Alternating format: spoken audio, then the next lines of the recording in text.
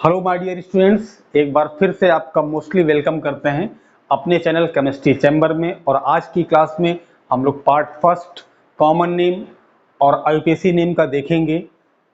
बच्चा, common name में बहुत समस्या होती है आप लोगों को, तो कॉमन नेम का बहुत ही बेसिक लेक्चर है जिसमें कॉमन नेम आप कैसा भी होगा आप कर पाएंगे। कॉमन नेम एक बहुत ही इजीली वे में हम कह सकते हैं कि कॉमन नेम जो है वो आपको कुछ समझना पड़ेगा, कुछ लर्न करना पड़ेगा और कुछ प्रैक्टिस में लाना पड़ेगा, जिससे आपको कॉमन नेम सब इजीली हो जाएंगे।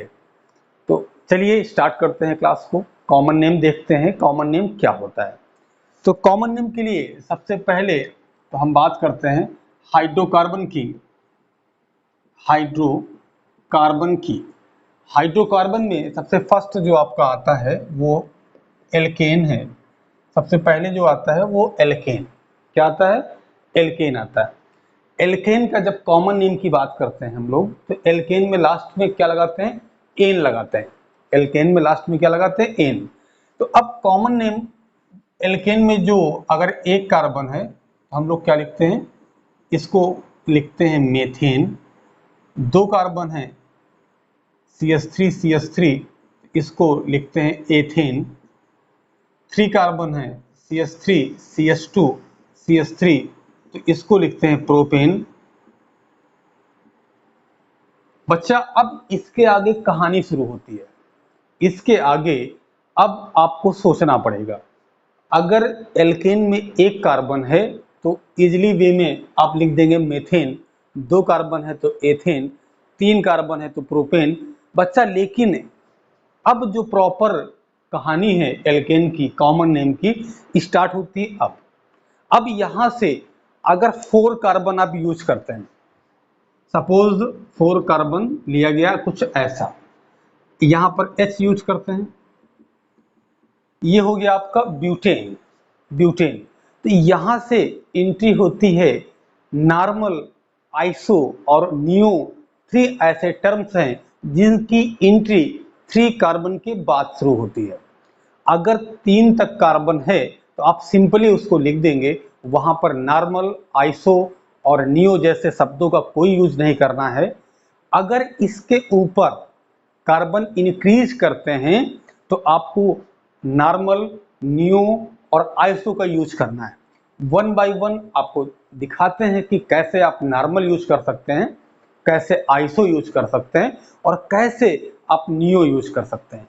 तो नॉर्मल के लिए बच्चा, अगर 4 कार्बन है, ये हो गया ब्यूटेन, तो इसके लिए आप यूज करेंगे नॉर्मल ब्यूटेन। क्या यूज करेंगे? Normal butane. नॉर्मल मीन्स कि ये एक स्ट्रेट चेन है। आप स्ट्रेट चेन के लिए नॉर्मल का यूज करते हैं। अगर कोई चेन स्ट्रेट है, 4 कार्बन की है, 5 कार्बन की है, 6 कार्बन की है, 7 कार्बन की, 8 कार्बन की है, तो आप नॉर्मल का यूज करिए। वहां पर यह आपको गौर करना है, जो मेन सीन है वहां पर ब्रांचिंग नहीं होनी चाहिए। वहां पर ब्रांचिंग नहीं, एक स्ट्रेट चेन होनी चाहिए, तो वहां पर आप यूज कर सकते हैं नॉर्मल। अब बात आती है इसी में आइसो का। अब इसमें बच्चा आपको एक कार्बन की टांग पकड़ के एक कार्बन के नीचे आपको लगा देना है। इस कार्बन को उठाइए, इसकी टांग पकड़िए और इस सेकंड कार्बन के पास उठा लाइए, उसके नीचे उसको लगा दीजिए। तो अब ये जो सीन बनता है ब्यूटेन का, इसको हम लोग बोलते हैं आइसोब्यूटेन। क्या बोलते हैं? आइसोब्यूटेन। अब यहां पर जो गौर करने वाली बात है, आप जो यहां पर लर्न करेंगे वो क्या करेंगे कि आइसो जो है, जो टर्म आइसो है, उसका जब यूज करते हैं तो सेकेंड कार्बन से 1 कार्बन क्या होता है? 1 कार्बन ऐड होता है। सेकेंड कार्बन से एक और कार्बन अगर ऐड कर दिया जाता है तो उसको हम लोग कहते हैं आइसो। आइसो बात आपको क्लियर हुई कि एक कार्बन को सेकेंड पे आप ऐड कर दीजिए। तो जितने कंपाउंड होंगे एल्केन में जिनको मोर देन 1 स्ट्रक्चर, जैसे इसमें देखिए ब्यूटेन में 2 स्ट्रक्चर बनाए हम, दो बन गए। तो इसके लिए हम लोग नॉर्मल और आइसो का यूज करते हैं। इसमें उसके एक ही स्ट्रक्चर पॉसिबल होगा, इसलिए उसमें हम लोग सीधा लिख देते हैं, कोई नॉर्मल आइसो का यूज नहीं करते हैं। तो बच्चा बात क्लियर हुई आपको? चलिए, आइसो आपको क्लियर हो गया। अब चलते हैं 5 कार्बन की तरफ। किसकी तरफ चलते हैं? 5 कार्बन। बच्चा 5 कार्बन को आप क्या बोलते हो? 5 कार्बन को सभी बोलते हैं पेंटेन, प्यार से बोला जाता है पेंटेन। तो अब इसमें अगर आप एक चेन की बात कर दें, आप एक चेन ले लीजिए, ठीक है, स्ट्रेट चेन, कोई उसमें ब्रांच नहीं है, कोई उसमें जुड़ा नहीं है, स्ट्रेट चेन आप लेंगे तो स्ट्रेट चेन है तो उसका यूज करेंगे किसका? नॉर्मल का। तो क्या हो जाएगा? Normal pentane. क्या नाम लिखेंगे आप? Normal pentane. बात पकड़ में आ रही है? चलिए, नॉर्मल पेंटेन। बात को पकड़ते चलिए, धीरे धीरे केमिस्ट्री आपकी क्या होगी?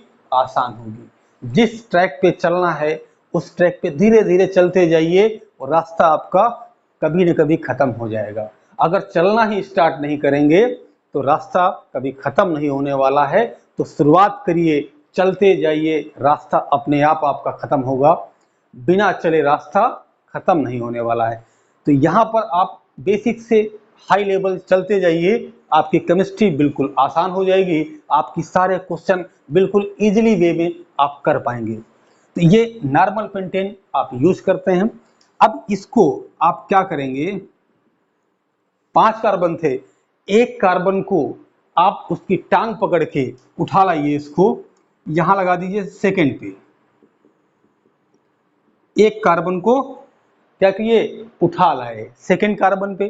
तो जब इसको हम उठा लाए तो इस कार्बन से क्या बनता है? इस कार्बन से जो आपका बनता है उसको बोलेंगे आइसोपेंटेन। बात पकड़ में आई आइसो वाली कि इसको क्या बोलेंगे? आइसो। बात आइसो की भी हो गई। अब चलते हैं एक नया टर्म, तीसरा टर्म, जो हमारे चाचा नियो थे, नियो के बारे में क्या ख्याल है वो देखेंगे। तो नियो के लिए बेसिक कॉन्सेप्ट क्या है कि सेकेंड कार्बन से आपको 2 कार्बन क्या करना है? 2 कार्बन ऐड कर देना है। 2 कार्बन आपको ऐड कर देना है सेकेंड कार्बन से। जब आप सेकेंड कार्बन से क्या करेंगे? 2 कार्बन ऐड कर देते हैं तो वो जो सिचुएशन होगी उसे कहेंगे नियो। क्या कहते हैं? नियो। तो अब इसमें पेंटेन में जब नियो की बात करते हैं तो अब देखिए यहां पर ये आइसो उसका स्ट्रक्चर था। अब इसमें इस वाले कार्बन की टांग पकड़िए, इसके ऊपर लगाइए। तो अब क्या करेंगे? आप इस तरह CH3 को आप लगा दीजिए, इस तरह आप कुछ लगा पाएंगे, ठीक है। तो इस कंडीशन को आप बोलेंगे नियो पेंटेन। Neo pentane. तो ये हो गया आपका नियो आइसो नॉर्मल। अगर 6 कार्बन होंगे, अगर 6 कार्बन इट मीन्स के हेक्सेन है, तो उसके लिए आप क्या लिखते हैं? 6 कार्बन की एक चेन बना लीजिए। अब क्या लिख देंगे? Normal hexane. एक आप क्या कर दीजिए? ब्रांच में कर दीजिए, एक आप ब्रांच में कर दीजिए तो क्या हो जाएगा? आइसोहेक्सेन। आइसोहेक्सेन। 2 आप ब्रांच में कर दीजिए सेकेंड कार्बन के साथ, तो बच्चा क्या बनेगा इसका? इसका बनेगा नियो हेक्सेन। तो यहां पर आपका क्या बन गया? नॉर्मल, आइसो और नियो। तो नियो एल्केन बनाने के लिए मिनिमम कितने कार्बन होने चाहिए? देखिए नियो यहां तो बना नहीं, यहां पर भी नहीं बना, यहां पर क्या होता है? 5 कार्बन में नियो, पहला नियो बनता है, ठीक है। तो 5 कार्बन मिनिमम रिक्वायर्ड होते हैं नियो के लिए। तो अगर आपको न्यू यूज करना है तो आपको मिनिमम 5 कार्बन की रिक्वायरमेंट होती है। अगर आपको आइसो यूज करना है फर्स्ट आइसो, तो मिनिमम आपको 4 कार्बन उसके लिए रिक्वायर्ड होते हैं। अब सबके लिए कोई प्रॉब्लम नहीं है, आप 7 कार्बन ले लीजिए, आप 8 कार्बन ले लीजिए, नो, 8 में एक्सेप्शन है। जब बात आती है किसकी, ऑक्टेन की, तो उसमें अगर आप आइसो ऑक्टेन दिखाएंगे तो वहां पर एक एक्सेप्शन है, उसको आपको समझना चाहिए। आई थिंक कि अगर आपको एक्सेप्शन नहीं आएगा तो आप केमिस्ट्री में तो थोड़ा सा आप क्या है पीछे हो जाएंगे, आपसे आगे बहुत से निकल जाएंगे। तो एक्सेप्शन आपको मालूम होना चाहिए। अगर आप लिखते हैं आइसो ऑक्टेन, तो आइसो ऑक्टेन का क्या सीन है, आइसो ऑक्टेन का जो सही स्ट्रक्चर है उसमें आप यहां लगाइए CH3, यहां पर लगाइए CH3, यहां पर लगाइए CH3, यहां CH2, यहां पर CH3, यहां पर CH3 और यहां पर H। देखिए कुछ इस तरह की कंडीशन क्या है, इस तरह की कंडीशन आपकी आइसो ऑक्टेन की है। बात क्लियर होती है। कार्बन गिन लीजिए आप, 1 carbon, 2 carbon, 3 carbon, 4 carbon, 5 carbon, 6 carbon, 7, 8 carbon. तो 8 कार्बन है, तो यहां पर ये सिचुएशन क्या कहलाएगी, आइसो ऑक्टेन कहलाएगी। तो इस बात को आपको माइंड में रखना है आइसो ऑक्टेन के लिए। तो इसको आप जल्दी से स्क्रीनशॉट लीजिए। इसके आगे बहुत कुछ है हमारे पास डिस्कस करने के लिए आपके साथ में, तो आप जुड़े रहें और देखते रहें केमिस्ट्री चैम्बर। आपको बहुत कुछ मिलेगा बिल्कुल जीरो से हाई लेवल। तो इसका स्क्रीनशॉट लीजिए, इसके आगे डिस्कस करते हैं। और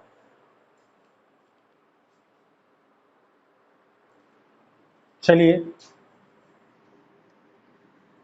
इसके आगे, ये तो बात हो गई किसकी कर रहे थे हम लोग, एल्केन की। अब थोड़ा सा बात करते हैं एल्कीन की। एल्कीन में क्या होता है उसको देखेंगे।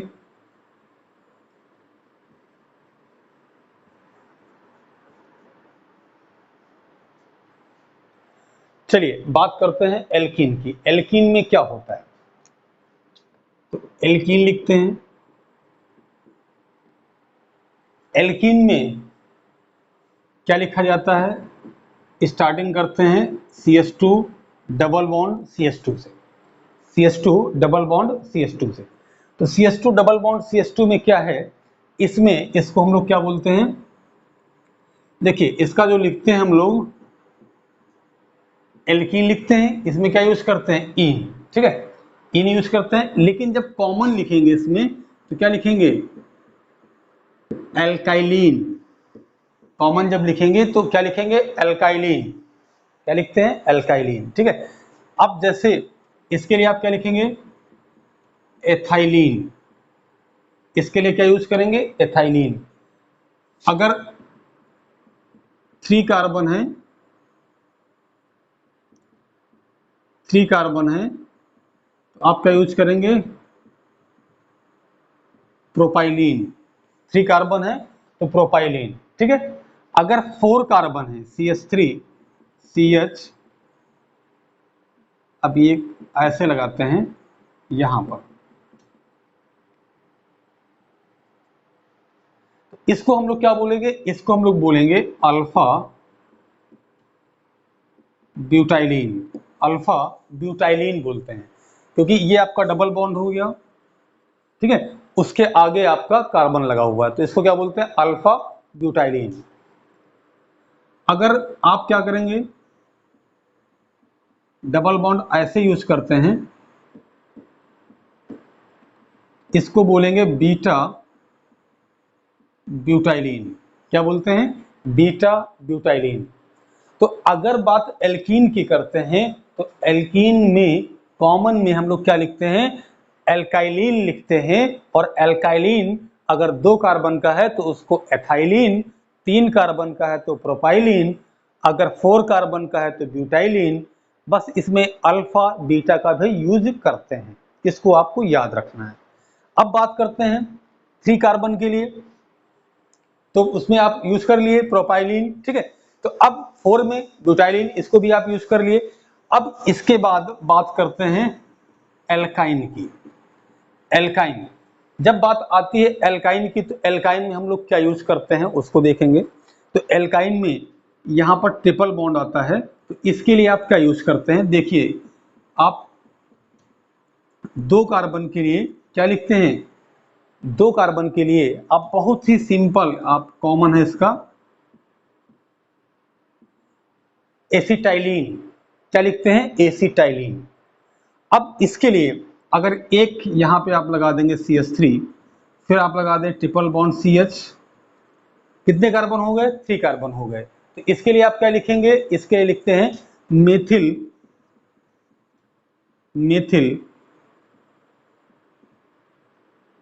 एसिटाइलिन, मेथिल एसिटाइलिन, ठीक है। अगर इसमें आप ट्रिपल बॉन्ड लगा दिए और 2 कार्बन लगा दिए उसके एंड में, तो इसको क्या बोलते हैं, डाई मेथिल एसिटाइलिन, आपका हो गया डाइमेथिल एसिटाइलिन, ठीक है। बात समझ में आती है आपको। तो ये केस किसका था, ये सीन था आपका एल्कीन का और एल्काइन का। तो एल्कीन और एल्काइन, 2 बातें ये हो गई। अब यहां पर एक छोटी सी बात आप और याद रखेंगे कि अगर एल्केन से एक H आप निकाल देंगे, एल्केन से एक H आप निकाल देंगे, तो उसको हम लोग बोलते हैं क्या, एल्काइल ग्रुप। क्या बोलते हैं, एल्काइल। एक आपको H क्या करना है, रिप्लेस करना है। उसके पास, एल्केन के पास कितने कार्बन है बच्चा, अगर आपसे कोई पूछे कि एल्केन के पास 1 कार्बन है, 2 कार्बन है, 3 कार्बन है, 4 कार्बन है, जितने कार्बन होंगे उसके अकॉर्डिंग उसका नाम लिखते हैं, और उसमें जो H लगे होते हैं आपको उनके H को हटाना है, और उसका एक H आप केवल हटाइए। जैसे यहाँ पर CH4 लिखा हुआ है, 4H लगे हुए हैं, इसका एक H हटा दीजिए, अब CH3 हो जाएगा। तो इस ग्रुप को, CH3 को हम लोग क्या बोलते हैं, इसको बोलते हैं एल्काइल, और ये CH3 है, ये मेथेन है, तो क्या बन जाएगा, मिथाइल ग्रुप। क्या बनता है, मिथाइल ग्रुप, ठीक है।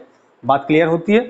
अगर 2 कार्बन होंगे तो क्या होता है, एथेन, तो उससे बन जाएगा एथाइल। तो यहां तक बात आपको क्लियर होती है। अगर यहां पर एल्कीन देखा जाए, एल्कीन है और एक H हटा दिया जाए, एल्कीन से एक H हटाया जाए, तो उससे क्या बनता है, एल्कीन से एक H हटाने पर बनता है एल्कीनाइल, एल्कीनाइल। और जैसे एग्जांपल है आपका C2H4, एक H आप हटा दीजिए, क्या बन जाएगा, C2H3, क्या नाम हो जाएगा, एथिनाइल। क्या बन जाएगा, एथिनाइल। अब इसके बाद अगर आपके पास एल्काइन है और एक H आप रिप्लेस करते हैं, तो क्या बनेगा, एल्काइनिल। क्या बन जाएगा, एल्काइनिल। एग्जाम्पल क्या है, जैसे C2H2 है, एक H आप रिप्लेस कर दीजिए तो C2H, और इसका नेम क्या होगा, इसका नेम होगा, ये क्या है आपका, ये आपका, हम इसको बोलते हैं 2 कार्बन है तो एथाइन बोलते हैं, क्या बोलते हैं, एथाइन। तो क्या बन जाएगा ये, एथाइनिल। क्या बनता है, एथाइनिल। तो इस तरह आप क्या कर पाएंगे, आप एल्काइल ग्रुप, एल्किनाइल ग्रुप और एल्किनिल ग्रुप, आप इस तरह तीनों ग्रुप को देख पाएंगे, समझ पाएंगे, और उसको आप लर्न कर पाएंगे।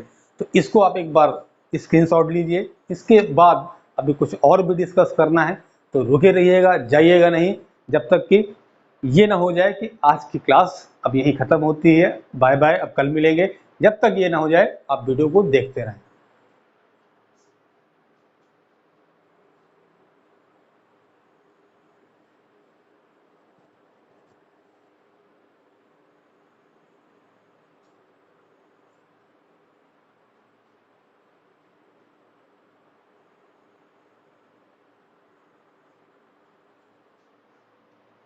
चलिए अब इसके आगे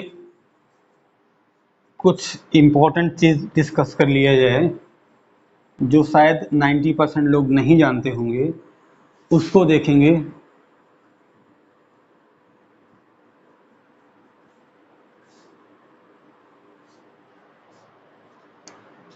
अब देखिए, जैसे रेडिकल डिपेंडेंट क्या होता है। रेडिकल डिपेंडेंट, जैसे आप लिखते हैं एल्केन और उसमें कोई फंक्शनल ग्रुप ऐड करते हैं तो क्या बनता है, ये आर जेड बनता है और एच निकलता है। इसमें क्या जोड़ेंगे, आर एच लिए, एच निकाले और उसमें जेड जोड़ दिए तो आर जेड बनता है। तो जो रेडिकल डिपेंडेंट क्या होते हैं, रेडिकल डिपेंडेंट, स्पेलिंग सही कर देते हैं थोड़ा सा, डिपेंडेंट, इसमें क्या होता है, कुछ आपको फंक्शनल ग्रुप इसमें यूज होते हैं जो क्या बनाते हैं, रेडिकल डिपेंडेंट बनाते हैं। जैसे कौन कौन सा है, OH हो गया अल्कोहल, CN हो गया साइनाइड, NH2 हो गया एमीन,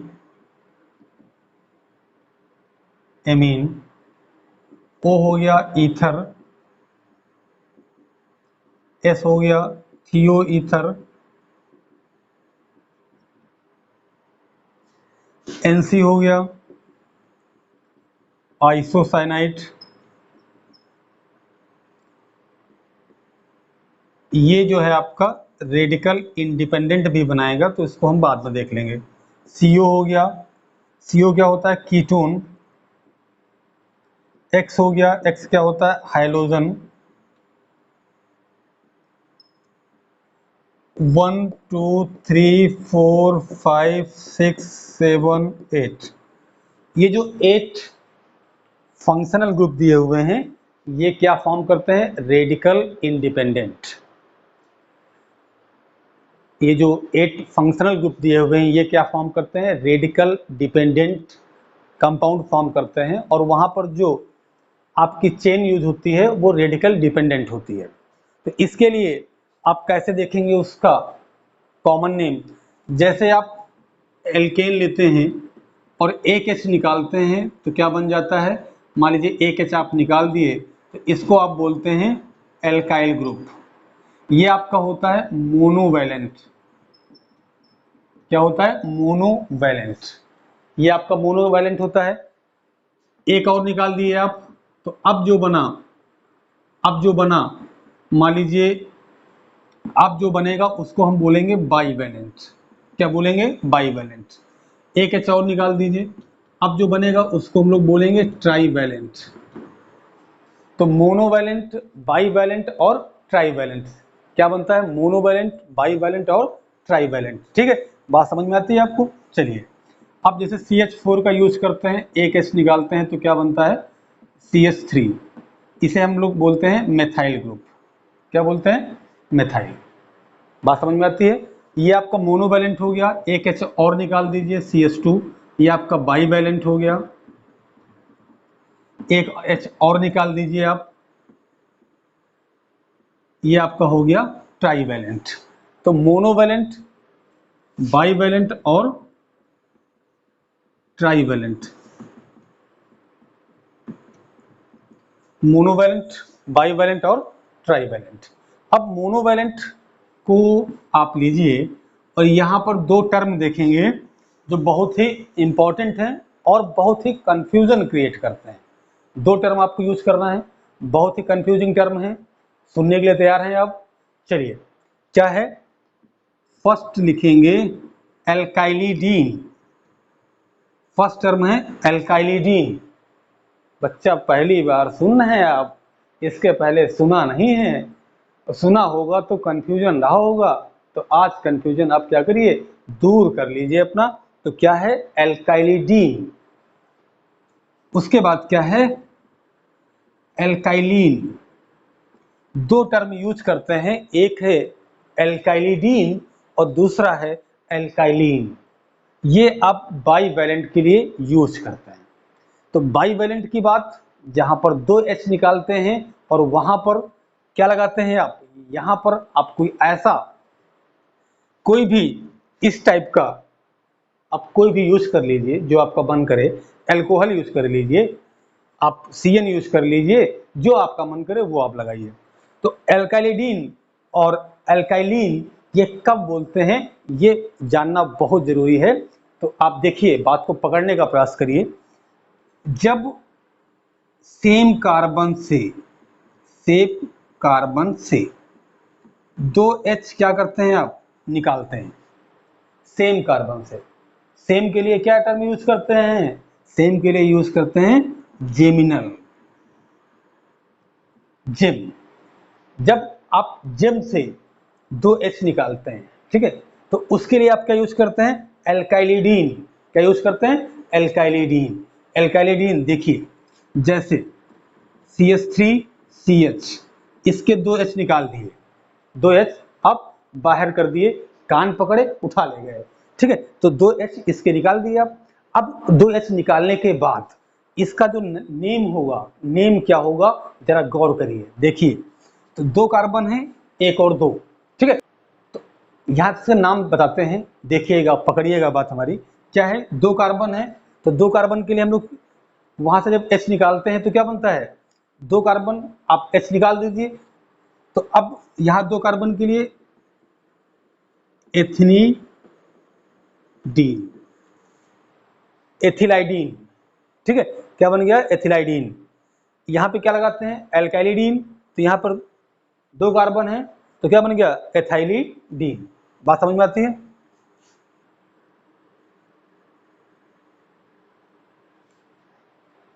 इसका नेम बताते हैं, आप पकड़िएगा बात हमारी। 2 कार्बन है, क्या लिखते हैं, एल्काइलिडीन। क्या लिखते हैं, एल्काइलिडीन। तो 2 कार्बन है तो हो जाएगा एथाइलिडीन। 2 कार्बन के लिए एथाइलिडीन। बात समझ में आती है आपकी। अब देखिए, अब बात आती है एल्काइलिन की। अब यहाँ पर सेम कार्बन से 2 H हटाए गए, यहाँ पर क्या करना है आपको, डिफरेंट कार्बन से आप क्या करिए, 2 H रिप्लेस करिए। यानी कि विसिनल से आपको 2 H क्या करना है, रिप्लेस करना है। 2 H कहाँ से, विसिनल से। विसिनल आप जानते हो क्या है, जहां पर 2 डिफरेंट कार्बन यूज हो। तो जेमिनल और विसिनल देख लीजिए। जेमिनल में क्या है, A और B, यहां से AB निकालते हैं एक ही कार्बन से, दैट इज जेमिनल। और विसिनल क्या है, यहां से A और यहां से B निकालते हैं, तो ये क्या कहलाता है, विसिनल। तो यहां पर आप क्या किए, डिफरेंट से आप निकालेंगे, तो देखिए नाम क्या होगा, एक H लगा देते हैं हम इसमें ऐसे, और एक ये वाला H आप निकाल दीजिए, ठीक है। तो 2 H आप क्या कर दीजिए, रिमूव कर दीजिए। तो इसे हम लोग क्या बोलेंगे, एथाइलिन। क्या बोलते हैं, एथाइलिन। तो बात आपको क्लियर हुई, एथाइलिन कब बोले और एथाइलिडीन कब बोले, दोनों बात आप क्लियर हुई। तो आप इसको जल्दी से नोट करें। अब इसके बाद थोड़ा सा और डिस्कस करना है।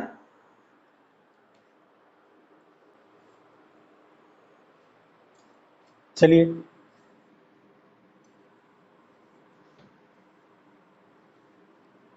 इसके आगे हम लोग बात कर लेते हैं सेकेंडरी और टर्सरी कब यूज करते हैं। सेकेंडरी और टर्सरी,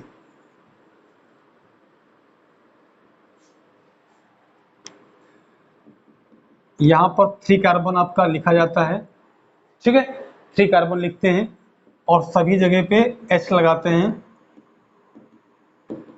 एक H को क्या कर देते हैं, रिप्लेस। एक H को क्या करते हैं, रिप्लेस।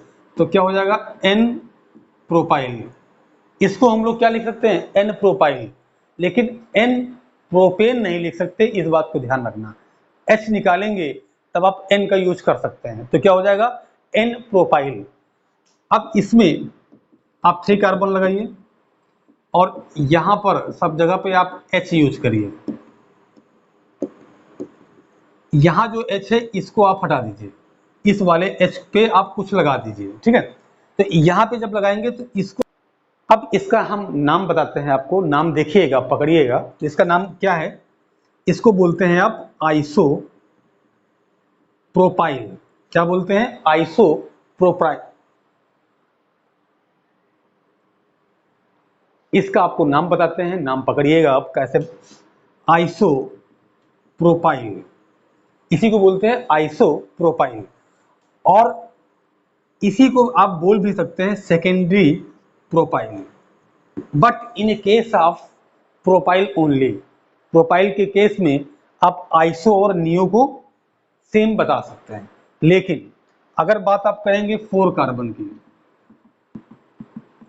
4 कार्बन की, तो यहां पर कुछ आप यूज करते हैं, यहां पर कोई आप लगाते हैं फंक्शनल ग्रुप, तो इसको आप बोलेंगे नॉर्मल ब्यूटाइल। क्या बोलेंगे? Normal butyl. यहां पर आप कोई आप फंक्शनल ग्रुप यूज कर लीजिए, एच आप हटा दीजिए, ठीक है। अब इसके बाद अगर आप यहां पर कोई लगा रहे हैं आप फंक्शनल ग्रुप इस जगह पे सेकेंड कार्बन से, तो इसको आप बोलेंगे सेकेंडरी ब्यूटाइल। क्या बोलेंगे? सेकेंडरी। तो 4 कार्बन में आपको बात गौर करनी है बच्चा, अगर यहां गौर नहीं करेंगे तो कंफ्यूजन बढ़ जाएगा, आपका कंफ्यूजन हो जाएगा और फिर आप ढूंढते रहेंगे कि क्या सही है क्या गलत। तो यहां बात को आपको समझना है। 4 कार्बन एक चेन में, यहां पर आपको लगाना है कोई फंक्शनल ग्रुप, तो नॉर्मल ब्यूटाइल। अगर आप सेकेंड पे लगाते हैं तो सेकेंडरी ब्यूटाइल। अब यहां पर देखिए आइसो और सेकेंडरी सेम था, यहां पे डिफरेंट होगा। अब इसके बाद अब इसमें बात करते हैं आइसो ब्यूटाइल की। आइसो ब्यूटाइल क्या है बच्चा आपका? यहां से आप लगाइए और यहां पे कोई लगा दीजिए एक कार्बन। तो अब यहां फर्स्ट कार्बन पे क्या लगा दिए? ए फंक्शनल ग्रुप, और सेकेंड पे लगा दिए CH3। तो इस कंडीशन को बोलेंगे आइसो ब्यूटाइल। यहां पर इसको बोलेंगे आइसो ब्यूटाइल। यहां पर सेम नहीं है, डिफरेंट है। तो इस बात को याद रखिएगा, नहीं हमेशा आपको कंफ्यूजन रहेगा। अब इसके बाद इसमें कुछ इस तरह लिखा जाए,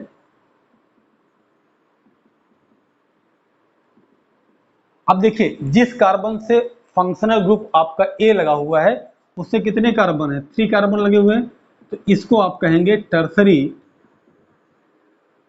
ब्यूटाइल। क्या कहेंगे? Tertiary butyl. यहां पर जिस कार्बन से फंक्शनल ग्रुप लगा हुआ है उससे 3 कार्बन लगे हुए हैं, तो टर्सरी ब्यूटाइल। तो ये आपका हो गया टर्सरी ब्यूटाइल, ये हो गया आपका आइसो ब्यूटाइल, ये हो गया आपका सेकेंडरी ब्यूटाइल, ये हो गया नॉर्मल ब्यूटाइल। तो बात यहां तक क्लियर होती है आपकी। तो इसको आप जल्दी से स्क्रीनशॉट लीजिए।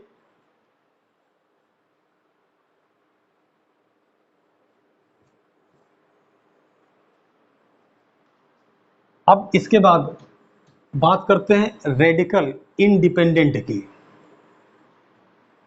अब इसके बाद बात करते हैं रेडिकल इंडिपेंडेंट की।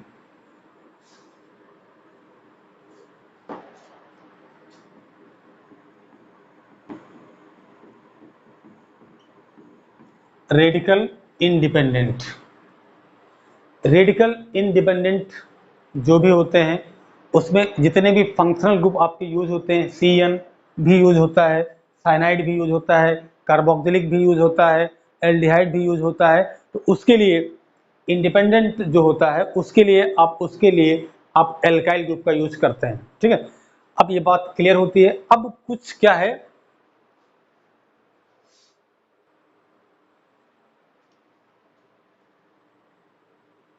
तो रेडिकल इंडिपेंडेंट में जैसे आपका कार्बोक्सिलिक आ गया, CHO आ गया, यहाँ पर CN आ गया, NC आ गया, COOCO, क्या आ गया आपका एनहाइड्राइड। तो इन सब के लिए हम लोग क्या यूज करते हैं? Radical independent. और इसके लिए अगर एक कार्बन है, केवल एक कार्बन है, तो आप क्या यूज करते हैं? फार्म। क्या यूज करते हैं? फार्म, ठीक है। जैसे आप क्या बोलते हैं? Formic acid. फार्मिक एसिड अगर एक कार्बन है तो आप क्या यूज करेंगे? Formic acid. ये क्या है? रेडिकल इंडिपेंडेंट है, तो इसके लिए आप फार्म का यूज करते हैं। अगर एल्डिहाइड है और यहाँ पे क्या लगा है? एक कार्बन का है, इसके लिए क्या बोलते हैं? फार्मेल्डिहाइड। इसके लिए आप क्या बोलेंगे, formic acid, formic acid, formaldehyde, इस तरह कुछ आप यूज कर पाते हैं। तो आप फार्मिक एसिड या फॉर्मेल्डिहाइड कब यूज करेंगे, जब वो रेडिकल इंडिपेंडेंट होगा। 1 कार्बन के लिए फार्म, 2 कार्बन के लिए क्या यूज करते हैं आप, 2 कार्बन है तो एसिड, क्या यूज करते हैं, एसिड। जैसे आप COOH कार्बोक्सिलिक हो गया आपका, सिंपल बात है, आपको सबको मालूम है। अब इसमें आप क्या लगाइए, एक कार्बन और जोड़िए, इसके लिए आप क्या यूज करते हैं, एसिटिक एसिड। देखिए क्या यूज किए, एसिटिक एसिड। तो एसिड कहां से आया, 2 कार्बन से आया। यहां पर कॉमन नेम में आप एथेनोइक नहीं यूज करेंगे, करेंगे तो फिर बच्चा आप समझिएगा। यहां क्या यूज करना है, एसिटिक एसिड कॉमन के लिए। 3 कार्बन की बात करते हैं, क्या यूज करते हैं, प्रोपियोन, क्या यूज करते हैं, प्रोपियोन। तो अगर इसकी बात करते हैं, 3 कार्बन लगाते हैं, CH3 CH2 COOH, तो क्या बोलेंगे, प्रोपियोनिक एसिड। क्या बोलते हैं, प्रोपियोनिक एसिड, ये कॉमन नेम है। अगर 4 कार्बन है तो क्या यूज करते हैं, ब्यूटिल, क्या यूज करते हैं, ब्यूटिल। अगर यहां पे आप लगाते हैं 4 कार्बन तो क्या इसका होगा, ब्यूटेरिक एसिड। क्या यूज करते हैं, 4 कार्बन के लिए ब्यूटिल। 5 कार्बन है, 5 कार्बन के लिए क्या यूज करेंगे बच्चा, वेलेर, VALER, वेलेर। तो यहां अगर 5 कार्बन हो जाए आपका,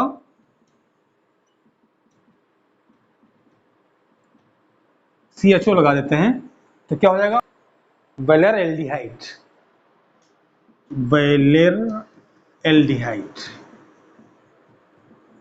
अगर COOH लगा है तो वैलेरिक एसिड, क्या बनता है, वैलेरिक एसिड। ये आपका बहुत ज्यादा कॉमन आपका यूज होता है। इसको आप समझ पा रहे हैं, पकड़ पा रहे हैं बात हमारी। अब देखिए, अब एक टर्म और यूज होता है, C डबल बॉन्ड C, ठीक है। यहां पर अगर आप लगा दें, एल्डिहाइड कर दें इसको, तो अगर ऐसी सिचुएशन है, इसको आप एक्राइल, अगर ऐसी सिचुएशन है तो आप क्या बोलते हैं, एक्राइल, क्या बोलते हैं, एक्राइल। अगर ये लगा है आपका, CHO लगा है, तो अब पूरे को आप क्या बोलेंगे, पूरे को बोलेंगे एक्रोलीन, क्या बोलेंगे, एक्रोलीन। पूरे को आप क्या बोलते हैं, एक्रोलीन। अगर 4 कार्बन है, 4 कार्बन है, अब इसमें जैसे लगा है CHO, तो 4 कार्बन को क्या बोलते हैं, क्रोटोन, क्या बोलते हैं, क्रोटोन। यहाँ पे क्या लगा है, OH, यानी कि एल्डिहाइड ग्रुप लगा हुआ है, तो इसको क्या बोलेंगे, क्रोटोनल डिहाइड, क्या बोलते हैं, क्रोटोनल डिहाइड। तो इस तरह भी आप यूज करते हैं। अब इसके बाद कुछ नेम सोर्स से लिए जाते हैं, जैसे सोर्स से, जैसे मेथेन किससे लिया गया है, मार्स गैस से, इसका नाम क्या है, मार्स गैस। और मेथेन कहाँ मिलता है, मार्सी प्लेस में, तो इसलिए इसको हम बोलते हैं मार्स गैस। उसके बाद क्या है, एसिटिक एसिड, ये किससे लिया गया है, एसीटम। और ये किससे मिलता है, सिरका, जो घर पे यूज होता है सिरका, उससे लिया गया है एसीटम। उसके बाद बात आती है फार्मिक एसिड, ये किससे लिया गया, रेड एंट, यानी कि फार्मिका, फार्मिका। तो इसको हम लोग बोलते हैं फार्मिक एसिड, क्या बोलते हैं, फार्मिक। और उसके बाद कुछ साइंटिस्ट के नेम पे है, जैसे ग्रिग्नार्ड रिएजेंट, किसके नाम पे है, साइंटिस्ट के नेम पे। और फ्रैंकलैंड रिएजेंट R2ZN, ये किसके नाम पे है, फ्रैंकलैंड के नाम पे है। तो जो साइंटिस्ट के नाम पे उसके नाम पे रखा गया, और जो सोर्स के अकॉर्डिंग उसके नाम पे रखा गया। और कुछ क्या है, जो बने हुए हैं सिस्टम पे, रेडिकल डिपेंडेंट और रेडिकल इंडिपेंडेंट, उसके अकॉर्डिंग रखा गया है। तो बच्चों इसको आप रिवाइज करें। अब मिलते हैं नेक्स्ट कॉमन नेम और आईयूपीएसी नेम के नेक्स्ट पार्ट में। तब तक के लिए बाय बाय, अलविदा।